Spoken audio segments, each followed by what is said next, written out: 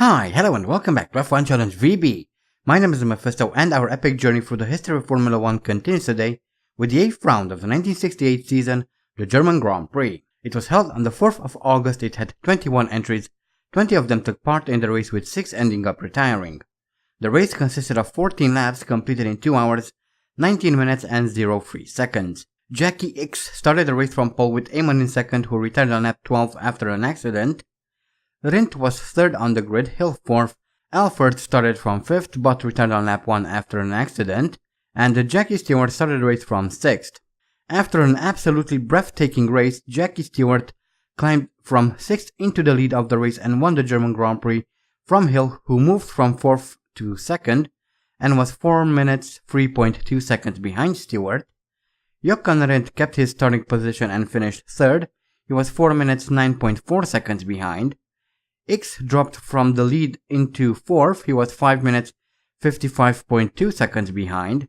Brabham moved up from 16th to 5th, he was 6 minutes 21.1 seconds behind.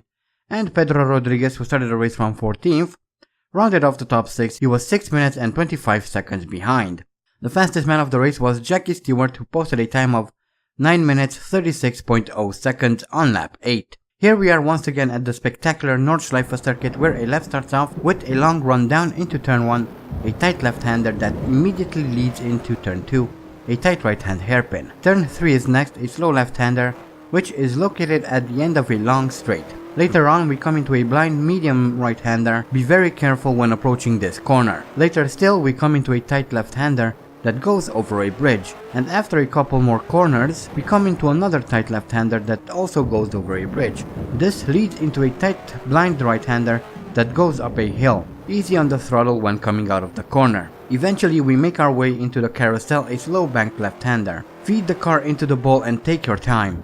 You don't want to go too fast through here. Later on we come into the mini carousel. This is faster and not so long, but you should still be careful. This leads into a long right-hander that takes us onto the longest straight in Formula 1. This ends with a slow left-right chicane that brings us around onto the main straight, and that is a lap around the Nordschleife circuit.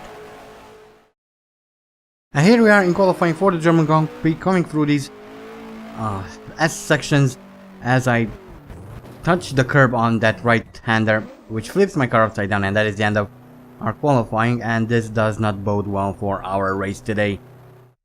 We are not starting the race weekend off on a good foot, so I don't quite know what to say. Anyway, here are the previous German Grand Prix winners. Last time we won here was, or rather Andy won here, was in 1965, so that was quite some time ago, so hopefully things will go well for us, although again, judging by how things went in qualifying, I don't think things will go very smoothly. Anyway, Jackie X starting from pole with Bruce McLaren in second, Pedro Rodriguez third, fourth is Jackie Stewart, Chris Eamon fifth, and Denny Holm rounding off the top 6. Then in 7th we have Jean-Pierre Beltois, followed by Jackie Oliver in 8th, Graham Hill is 9th, Johnny Servoz-Gavin is 10th, in 11th we have Derek Bell, followed by Pierce Carriage in 12th, Lucien Bianchi 13th, Richard Atwood 14th, in 15th we have Jochen Rindt, 16th is Mario Andretti, followed by Dan Gurney in 17th.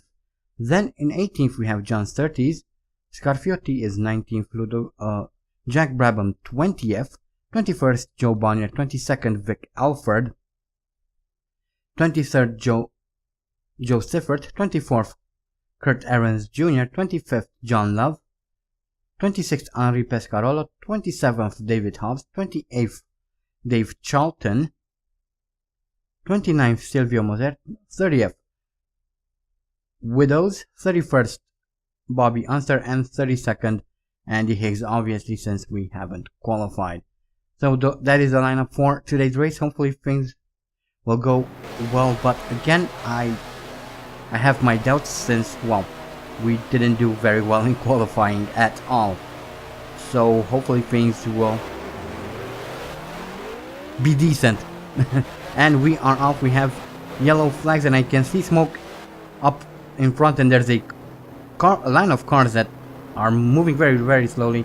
I'm moving very slowly as well because I want to be cautious. There and we didn't indeed saw a car with smoke coming out of its engine, so someone's already retired. As we managed to gain a couple of positions, we move from 32nd to 19th as we come through turn 2 here, and Jackie Oliver manages to overtake us on the inside in his Lotus, so there's not much I could have done about that, I don't think. As we take a look at another look at the replay, again everyone slows down immediately. Yellow flags are up, and for some reason the AI decides to drive behind the retiring car for whatever reason. I really cannot explain that, but hey, it happens, so whatever. What can you do about this? And I think it's time to cue the music, because this is another one of those races where a lot of people retire, so without further ado, cue the music. And let's just talk randomly about random stuff. I mean, I really don't know what to say. That's quite interesting, and he's backing up onto the live track for whatever reason. That's never a smart thing to do wherever you are, and well, that was the result of that. So yeah, and here we are coming through this right-hander now, where most of the retirements will take place, so that's quite nice. This is where we saw a bunch of retirements last season as well, so yeah, things aren't going very well, and there are a couple of cars who were somehow unable to get around that stricken car, so yeah. I mean, I don't know, I really don't know what to say about any of this. This is, I mean, yeah, you can see for yourself that the AI is struggling to keep the car on track. The physics aren't quite right, I would say.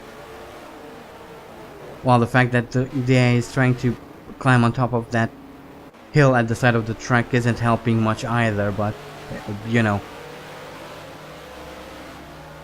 these things still should have a low center of gravity, which should make it quite difficult to flip over, but oh well. And here comes the man who actually won the real German Grand Prix. He is also out of the race, and here we are speeding up a little bit because this takes quite some time, and I think this is it.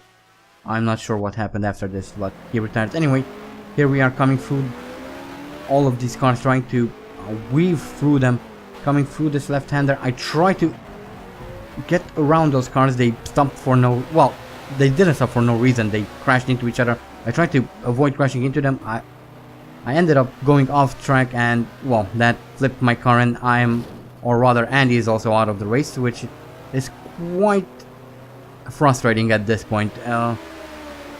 And here's a replay of that. This really is starting to be quite a frustrating season for me, because I mean, yeah, what the hell happened there? That was so random that, well, aside from, I believe, Monaco, every time the car flipped was quite random, so I really don't know what to say. I've pretty much given up any hope for this season, so whatever comes. I'm pretty sure that we'll be retiring from all the races this season, so I'm not even trying to sugarcoat it, because I'm pretty sure that's what is going to happen. And if somehow we manage to finish a single race this season, then, well, lucky us, I guess. But again, I don't really see that happening, because, well, again, the physics are quite weird this season, and they were quite weird in the previous season as well. But at least there, the car didn't, our car, or Andy's car didn't flip as much as the car this year. So I'm not quite sure what to say and what to blame here. But yeah, stuff, I guess. Oh man. And yeah, this is still going. And by the way, we are still on the opening lap. This is still happening on the opening lap. So a lot of retirements on lap 1. In fact, most of the retirements happened on lap 1. And now we are changing scenery. This is coming into the carousel. And as we see there, one of the McLarens flip upside down. That was Denny Holm. And yeah, the place for retirements has changed for the final few retirements, I guess. Well, at least we have a change of scenery, I guess.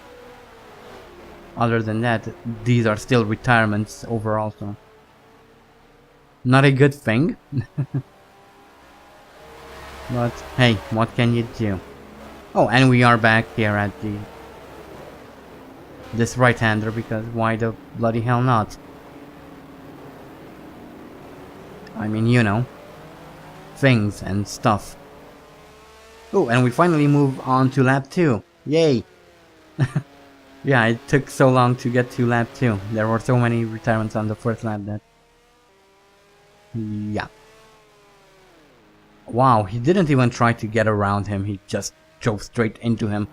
I have no idea how he could be so blind, but okay. And we finally move on to lap 3 here.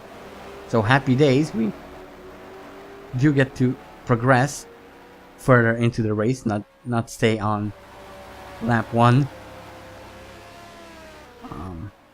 Yeah, I don't really know what to say.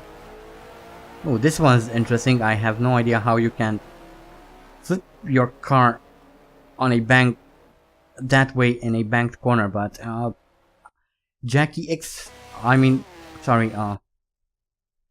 Kurt Ahrens managed to do it somehow. Anyway, here is Jackie X coming to finish the race in second and posting the fastest lap of the race. Not only that, but a new track record. And now we have a replay of Chris Amon coming around to win the German Grand Prix. So congratulations to him.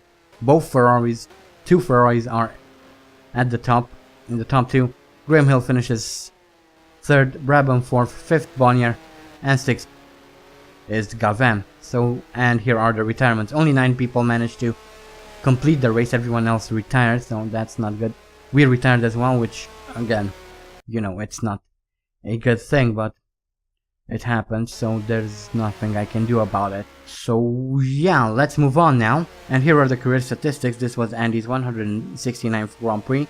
His best start is from first, has 16 pole positions, has set 29 fastest laps. His best finishes in first, has completed 100 races, 77 of them in the points, has won 44 Grand Prix, 4 at the Indianapolis 500, 6 in Monaco, has 8 championships under his belt, has scored a total of 521 points, has retired 69 times, has experienced 3,471 out of 4,388 laps, has 8 bronze trophies, 16 silver trophies, 44 gold trophies, and as an extension, 44 podiums.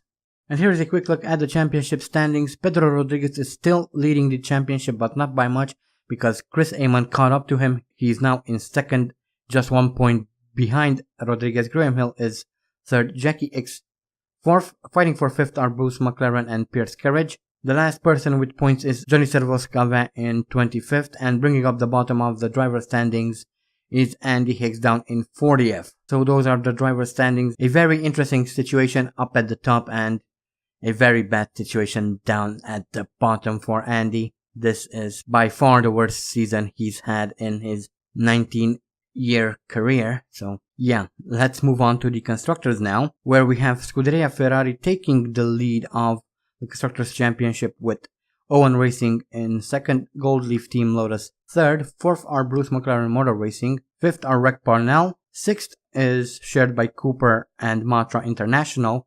The last team with points our Joe Bonnier Racing Team down in 16th, and bringing up the bottom of the Constructors' Championship are obviously BMW down in 21st. So that was the German Grand Prix. Once again, a very, very disappointing race for both Andy and BMW. This is, again, as I said, starting to become a very, very frustrating season for me. Just because, well, we've retired from every single race up until now, which isn't good. This is the most we've retired in a season, and I'm not very happy about this outcome. But unfortunately, I don't really think there's much I could do.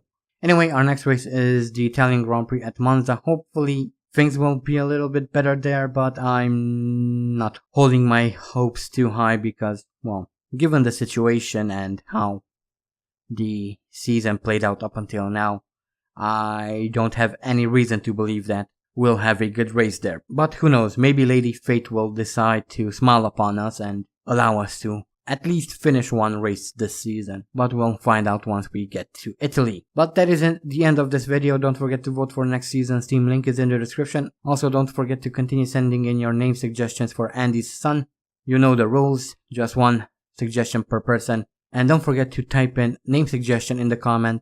That way it will be easier for me to find the relevant comments at the end of the season, when I will want to gather up all the suggestions and compile them into a straw poll for you to vote in the coming season. So yeah, aside from that, I hope you guys enjoyed this video. Thank you all so much for watching, and as always, stay sharp.